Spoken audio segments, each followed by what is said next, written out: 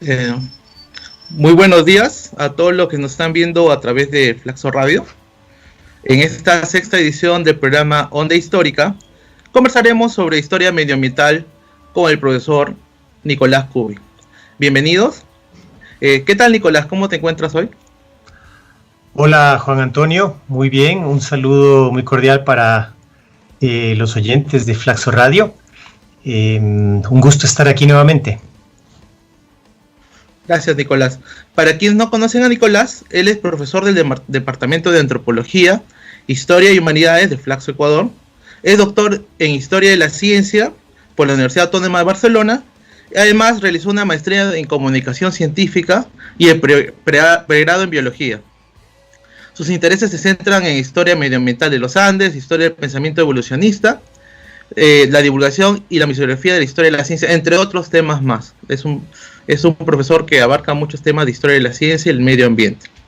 Ahora bien, el programa de hoy es sobre el medio ambiente en los Andes, pero antes es necesario hablar un poco sobre lo general, ¿no? Por eso yo quiero preguntarle a Nicolás, para introducirnos al tema, ¿cómo el medio ambiente ha sido estudiado en la historiografía occidental? ¿Podrías trazar una trayectoria general sobre cómo ha sido abordado en nuestra disciplina por escuelas históricas, etcétera, ¿no? Esa es la primera pregunta, Nicolás. Ok, bueno, es una pregunta compleja, amplia. Voy a intentar dar una respuesta sucinta. Bueno, la preocupación por la naturaleza y por la historia de la naturaleza o la historia ambiental, yo creo que ha existido desde hace muchísimos siglos. Pero, bueno, si lo vemos desde una perspectiva más eurocéntrica u occidental, el antecedente más claro de lo que es la historia ambiental contemporánea lo tenemos en la Escuela de los Anales, esta escuela francesa de historia de inicios del siglo XX, y quizás la obra que mejor refleja esta propuesta es la de Fernand Braudel, que escribió su libro El Mediterráneo y el mundo mediterráneo en la época de Felipe II, que entre otras cosas le ayudó a Braudel a acuñar o a presentar esta idea de la larga duración, ¿no? La Escuela de los Anales, esta escuela de historia, de geografía, que buscaba hacer esta historia total, sería, digamos, el antecedente más claro de lo que es la historia ambiental. Y luego ya va emergiendo desde los años 60, desde la década de 1960, consolidándose en la década del 70 y sobre todo en la del 80, lo que en inglés se llama la Environmental History, que en español o castellano la traducimos como historia ambiental. Y bueno, allí empiezan a darse todos estos desdoblamientos de esta propuesta, que en su base tiene algunas cuestiones que parecen ser comunes a las diferentes vertientes o corrientes que se han generado. Quizás lo más importante de la historia ambiental es que intenta ver cuál es la agencia de la naturaleza en la historia. Es decir, a diferencia de otras formas de escribir historia en la que somos los seres humanos los protagonistas, ¿no? Nuestras cuitas políticas, nuestras cuestiones sociales, económicas, productivas, en las que la naturaleza es, digamos, un escenario o es una otredad, una entidad que es dominada, domesticada, pero en una historia en la que somos los protagonistas. La historia ambiental intenta darle agencia y protagonismo a esa naturaleza. Entonces, qué sé yo, cómo coevolucionamos con las especies domesticadas, qué impacto tienen en nosotros cuestiones como las plagas, las epidemias, otros actores no humanos, como el COVID en la actualidad, ¿no? ¿Cuál es la agencia? ¿Cómo transforma y construye historia eso? Y luego, bueno, a partir de eso hay gente que se dedica más a ver cómo era la naturaleza antes de ser muy transformada. Hay otras personas que ven más justo los efectos de las transformaciones qué sé yo, extractivismos, explotaciones de materias primas, o hay personas que se dedican más a estudiar las ideas sobre la naturaleza.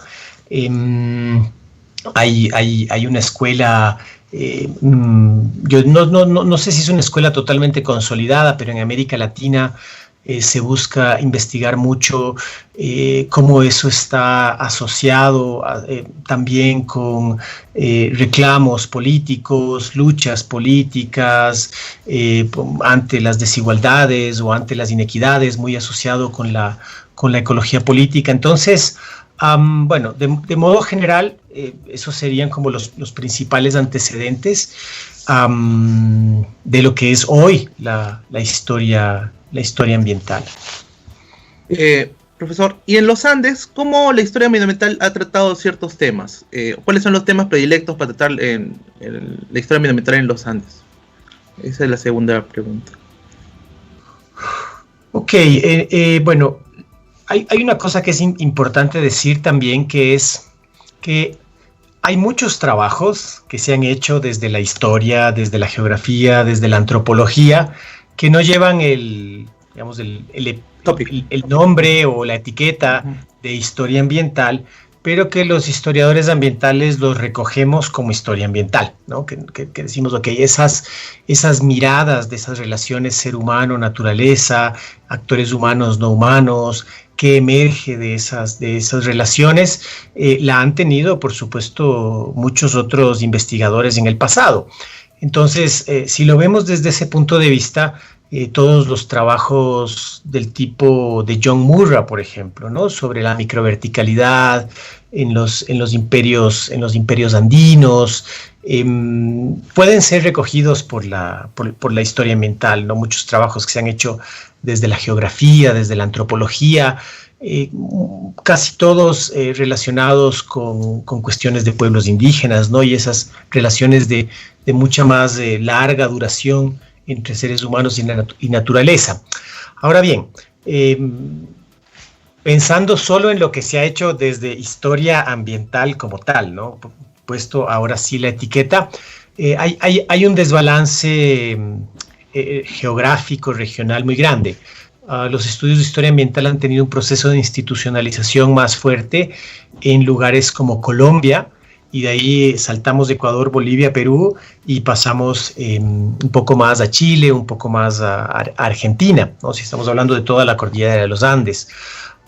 Eso es algo que yo todavía no sé muy bien por qué ha sido así, pero mi hipótesis sigue siendo que Ecuador, Perú, Bolivia han calado más otras epistemologías socioambientales como la ecología política, ¿no es cierto?, que se ocupa de los conflictos, de las disputas de poder en torno a esas transformaciones de la naturaleza.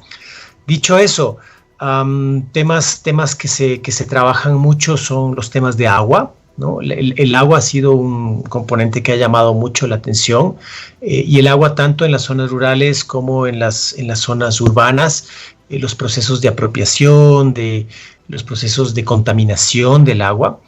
Otros asuntos tratados han sido las masas forestales, los bosques. Por ejemplo, en Chile hay mucho trabajo de historia ambiental sobre plantaciones forestales, ¿no? Y sobre todas las propuestas de manejo de esas plantaciones, de bosques, incendios, plagas, etcétera, etcétera. Y luego hay otra vertiente, bueno, hay ciertos trabajos sobre áreas protegidas, no muchos, y luego hay otra vertiente que yo veo que cada vez está más presente, que es la de la historia ambiental de ciudades, la historia ambiental urbana. Y por ejemplo, Bogotá tiene por lo menos 2 libros que se le han dedicado exclusivamente a su historia ambiental, pero luego en Colombia, como te decía, hay estudios sobre industrias y canalizaciones de ríos.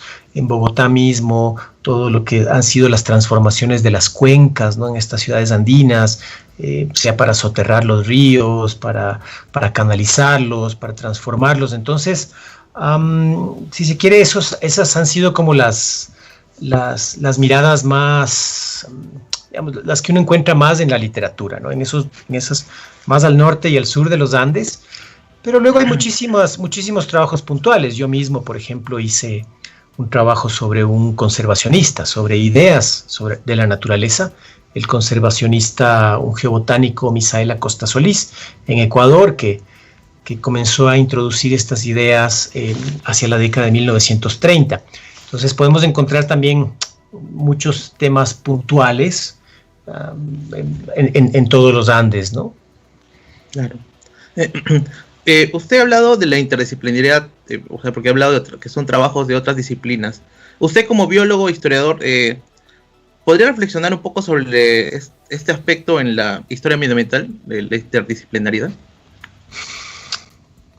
Bueno, la historia ambiental es básicamente interdisciplinaria, es decir, es una de estas epistemologías socioambientales que se van consolidando a fines del siglo XX y que de algún modo rechazan la idea de que podemos construir narrativas coherentes, interesantes, pertinentes sobre cuestiones del mundo desde las fronteras disciplinares, ¿no? Y que más bien lo que se necesita es abrirse al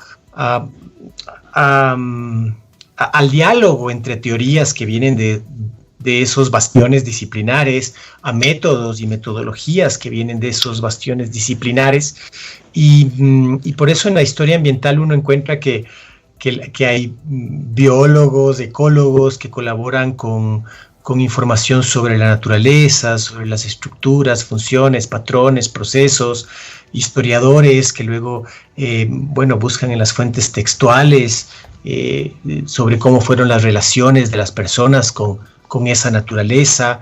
Entonces se pueden buscar huellas en el paisaje, ¿no es cierto? Ir y ver, bueno, finalmente qué especies están dominando en ciertos lugares. Un tema importante de la historia ambiental es el movimiento de especies en el mundo, ¿no? Lo que Crosby llamó la unificación biológica del mundo. Entonces, bueno, ¿qué especies quedaron en un lugar? ¿Qué pasó cuando se introdujo, no sé, un caracol en un arrozal, o unos perros en Galápagos, o qué sé yo, o alguna especie forestal en un bosque y las plagas, etcétera?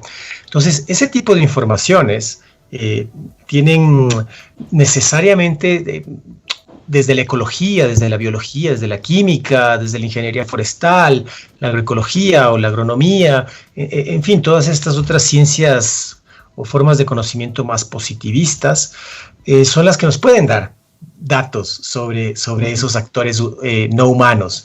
Entonces necesariamente hay una discusión interdisciplinar. Y lo interesante de la historia ambiental es que casi cualquier historiador podría hacer historia ambiental, porque lo único que tiene que hacer, a ver, tal vez se dice muy fácil, es prestarle atención a esos actores no humanos. Y a veces los historiadores le temen a prestar atención a esos actores no humanos porque no tienen las herramientas para conocer a esos actores no humanos, ¿no? Para saber cómo opera la viruela, el sarampión, la gripe, el COVID, o por qué hay terremotos, o cómo se puede mirar, no sé, una estratigrafía geológica, etc. Ahí es donde el historiador acude a esas otras disciplinas y recoge esas informaciones, esas metodologías, y puede construir esta historia más completa, ¿no? Esta historia más de relaciones entre lo humano y lo no humano. Nicolás, hablando un poco de las fuentes que puede acceder la persona que está interesada en hacer historia ambiental, ¿podrías más o menos decirnos con qué fuentes podrían empezar, o cuáles son las que más se recurren los historiadores del medio ambiente? Fuentes primarias, sobre todo. Ok, bueno, la fuente primaria es la naturaleza o los ambientes, ¿no? Es difícil hablar de naturaleza y ambiente, es toda una discusión compleja, pero esa yo creo que es la principal fuente del historiador ambiental, es decir, ir a ver a esos actores no humanos, ir y ver, bueno, el paisaje, qué especies de árboles, qué ha quedado allí en espacios transformados, qué pasó con los fuegos, con los terremotos, con las inundaciones. Entonces hay toda una serie de fuentes materiales alrededor nuestro, ¿no? Ir a un parque en una ciudad y ver quién sembró ese árbol, qué especie es, cómo la gente la ha significado, por qué sembraron una especie y no otra en diferentes momentos de la historia de la ciudad, por qué dejaron entrar o no a esas especies al entorno más antropizado. Esa es la primera y más importante. Yo creo que el historiador ambiental definitivamente no es un historiador solo de archivo, es un historiador que combina el archivo con la naturaleza.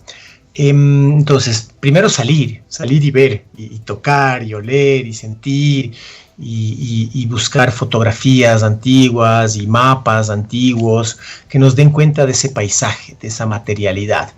Y luego, bueno, están todas las fuentes más convencionales de la historia, ¿no? Fuentes textuales, ya mencioné algunas fuentes visuales como, bueno, fotografías, mapas, dibujos, planos, más recientemente audiovisuales, también hay archivos sonoros, etc.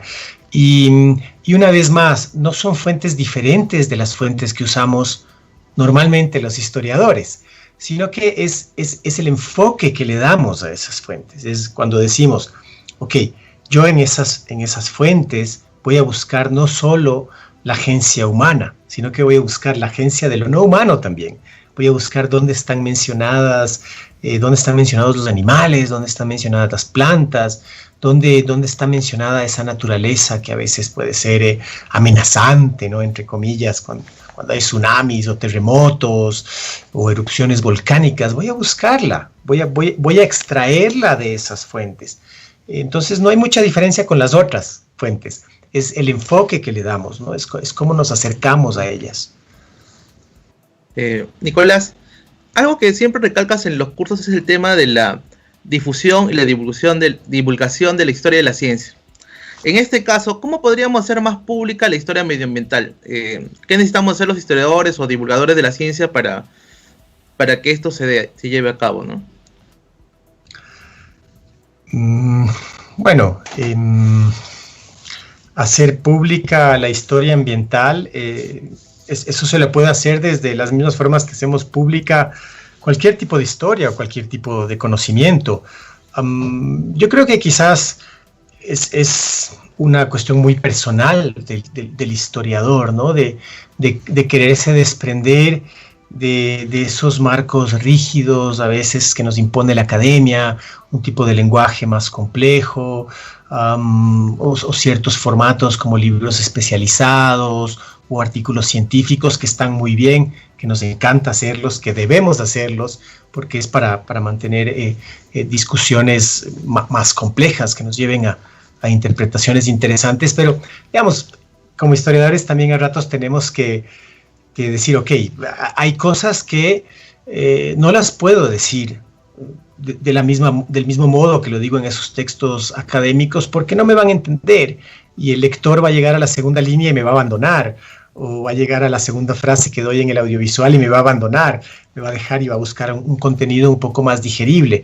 Entonces lo que tenemos que hacer primero es ver este cambio de registro, ¿no? Este cambio de un lenguaje complejo a un lenguaje sencillo. Y luego hay, en la actualidad, para difundir esos lenguajes, esos registros, hay montones de formas, hay revistas de divulgación, el internet da muchas posibilidades a través de los blogs, a través de las redes sociales, también la creación de audiovisuales, esto mismo que estamos haciendo ahora, ¿no? Que yo estoy participando en una radio y tratando de hacerlo un poco menos complejo, ¿no? De tratar de dar algunos mensajes más digeridos sobre lo que es la historia ambiental y cómo hacerla. Entonces, creo que es cuestión de lanzarse, ¿no? De lanzarse a ese campo. Yo lo he hecho, durante muchos años lo hice, biografías de científicos para niños, libros de historia de la ciencia para niños, trabajé en una revista de divulgación, Ecuador Terra Incógnita, justamente tratando de hacer esa traducción, ese puente, ¿no? Entre la universidad, la academia, el conocimiento más elaborado y complejo y la sociedad. Y escoger los mensajes. Yo creo que lo interesante también es que la historia ambiental nos da mensajes muy claros y muy importantes sobre cómo ha sido nuestra relación con la naturaleza, ¿no? Entonces, por ejemplo, cómo nos hemos relacionado con el paisaje, con el territorio, con los bosques, qué se ha derivado de eso. Hoy hablamos mucho de la crisis ambiental global, asuntos como los plásticos y los residuos y no sé, la escasez de agua, las sequías, el cambio climático. La gente está muy preocupada y muy ávida de información sobre estos temas. Y los historiadores podemos decirle a las personas, mire, no es algo que comenzó ayer, ni antes de ayer, ni a fines del siglo XX. Estos procesos de transformación profunda, a veces con consecuencias gravísimas, los seres humanos llevamos siglos haciéndolo, ¿no? Y entonces escoger ese mensaje que al lector o al espectador o a la persona que interactúa le son pertinentes, creo que es lo que puede ayudar a que difundamos más este conocimiento. Claro. Nicolás, preguntándote algo ya personal, ¿cuáles son tus últimos proyectos? ¿Podrías contarnos un poco los temas que estás investigando ahora? Sí, bueno, estoy metido en unas 3 cosas con intensidad. La primera, estoy trabajando en el panel intergubernamental de expertos en cambio climático, como autor líder del capítulo 12.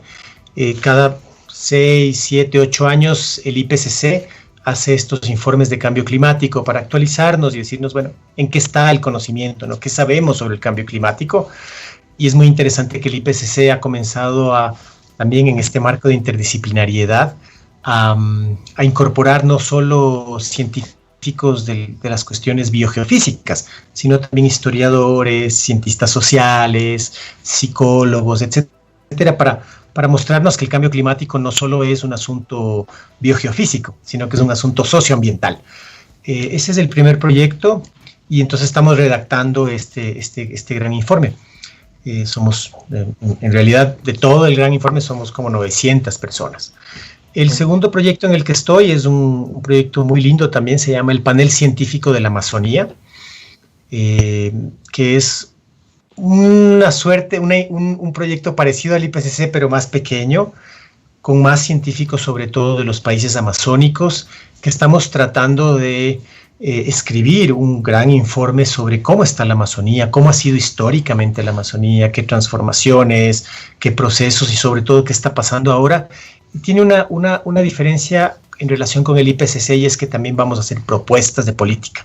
El IPCC es un panel científico que solo dice un poco, así está la situación científica, ahora los políticos que lo lean y lleguen a los acuerdos políticos y hagan las sugerencias. Este panel de la Amazonía también tenemos la libertad de decir lo que creemos nosotros como actores de la sociedad, como científicos, que debería ocurrir en el marco de la política. Siempre desde visiones plurales y respetuosas, porque evidentemente todas las personas tenemos visiones personales propias y no siempre coincidentes. Y bueno, y finalmente estoy tratando ya de darle los últimos retoques a un libro que espero que salga el próximo año, que es sobre ecología e historia ambiental de Quito. Entonces, en este marco de interdisciplinariedad también yo estoy tratando de dar una visión de las relaciones entre actores humanos y no humanos en Quito, tanto desde una perspectiva histórica como desde una perspectiva contemporánea, es decir, juntar el análisis de hoy, de la ecología urbana, de la gestión ambiental, de la planificación, con procesos de larga duración. Y me enfoco en unos 3 asuntos importantes: biodiversidad, agua y residuos. Y bueno, hay algunas propuestas teóricas allí que estoy tratando de sostener. Una que es quizás la que más me gusta es la de la idea del derecho de la naturaleza a la ciudad, ¿no? Ahora está muy de moda hablar del derecho a la ciudad, que es un concepto histórico, pero ha sido retomado en nuestros días. Y hablamos mucho del derecho de las personas a la ciudad, ¿no? Y bueno, como en Ecuador y la Constitución reconoce los derechos de la naturaleza a la ciudad, pues yo he estado reflexionando sobre esta idea. Si la naturaleza tiene derechos, pues también puede ser que la naturaleza tenga derecho a la ciudad, ¿no? De hecho, no puede ser, yo creo que tiene derecho a la ciudad. Y eso a su vez ayuda al derecho de los ciudadanos a la naturaleza, ¿no? Entonces hay un ganar-ganar, hay una buena convivencia entre actores humanos y no humanos, hay ciudades de mayor calidad. Y bueno, estoy tratando de entender cómo ha sido ese derecho o esa relación histórica en Quito, sobre todo desde el siglo XVI hasta nuestros días, hasta ahora, década de 2010. Hasta el COVID, digamos, transforma también un poco las ciudades. Nicolás, ¿nos podría dar una reflexión final sobre lo que hemos estado conversando para ir culminando? Una reflexión final. Bueno, primero una cuña publicitaria. En Flaxo, Ecuador, tenemos la maestría en historia. Y desde esta maestría en historia es un espacio en el que se pueden realizar este tipo de investigaciones sobre historia ambiental. También hay una maestría en estudios socioambientales en la que desde una perspectiva más contemporánea, si se quiere más historia actual, también se pueden abordar estas relaciones entre actores humanos y no humanos. Entonces, digamos que Flaxo es un espacio que acoge estas perspectivas epistemológicas interdisciplinarias, no solo historia ambiental, ecología política, economía ecológica, ética ambiental, etnoecología, agroecología, etcétera, etcétera. Luego otra cuña publicitaria es que estamos organizando el 10º Simposio Solcha. Iba a ser en julio de 2020 en Quito, pero bueno, por todo el asunto de salud pública lo tuvimos que suspender. Pero bueno, ya estaremos dando más informaciones de cómo va a ser. Lo más probable es que sea virtual en el año 2021, pero la página web es www.flaxo.edu.es/Solcha 2020, porque era en el 2020, y allí pueden ver información y también es muy interesante porque ayuda a ver la complejidad y la gran cantidad de posibilidades de investigación que da la historia ambiental. Al principio hablamos de algunas cuestiones, unas tendencias que hay en el mundo, en América Latina, pero las líneas de trabajo que tiene la historia ambiental en América Latina hoy son realmente extraordinarias. Hay gente que hace historia de animales, historia de ríos, historia de áreas protegidas, historia de epidemias, de masas forestales, de conflictos socioambientales, de ideas de la naturaleza. Tenemos personas que están trabajando historia del ambiente asociada con historia de género, ¿no es cierto? Entonces las mujeres históricamente en su relación con la naturaleza, otros grupos específicos de indígenas, afro, mestizos, colonizadores. Hay una gran diversidad de épocas para trabajar. Es verdad que nos falta tal vez trabajar un poco más lo que fue el mundo indígena y allí las fuentes es lo que nos complica tal vez, pero historia colonial, historia republicana, historia más reciente. Tenemos un territorio enorme, o sea, de México a la Patagonia, todo el Caribe, ¿no? Dentro de esta sociedad, pero mucha gente, también participa mucha gente de España, de Portugal, y bueno, ahora que está de moda la historia global y conectada, también hay una sociedad mundial que bueno, está intentando generar esos vínculos para entender, por ejemplo, en comparación África y Suramérica, ¿no? Es muy interesante, por ejemplo, el intercambio de especies. Entonces, el mensaje es, la reflexión final es que hay ya un proceso de institucionalización de la historia ambiental. Hay un camino que ha sido, digamos, andado por muchas personas para fortalecer esta sociedad, hacer estos eventos bianuales. Hay una escuela de posgrado, también lo recomiendo, búsquenlo en la página web de la Solcha. Es una escuela de posgrado para gente que esté en maestría, haciendo doctorados, maestrías. Y hay una infinita cantidad de temas, lugares, épocas posibles. Y sobre todo, claro, lo digo yo porque soy historiador ambiental, pero la historia ambiental nos cuenta una historia diferente que es pertinente para entender nuestro mundo hoy, que es un mundo complejo, muy transformado, y en el cual la preocupación por la naturaleza y cómo la hemos ido transformando y cómo nos ha transformado a nosotros está muy presente en las en diferentes generaciones ya, jóvenes, adultos mayores, niños. Entonces, esta mirada yo creo que nos da pistas, no solo para pensar el pasado, ¿no? Sino para pensarnos, para proyectarnos, para entendernos como sociedades, como civilizaciones, como especie. Entonces, allí está muy disponible hoy, es que nunca, a través de la internet, y ojalá que más personas se animen a hacerlo. Sobre todo, como decía, en Bolivia, Perú, Ecuador, son lugares donde todavía no ha calado tanto esta perspectiva. Muchas gracias, Nicolás. Ha sido muy ilustrativo esta entrevista y bueno, te deseamos todos los éxitos con Solcha y con tus proyectos, y además de la maestría de Historia y maestría socioambiental. Este programa ha sido transmitido por Facebook y YouTube y otras plataformas, y esperamos tenerte pronto, y hasta luego. Muchas gracias a todos por la sintonización de este programa. Gracias, Nicolás. Gracias, Juan Antonio. Hasta luego.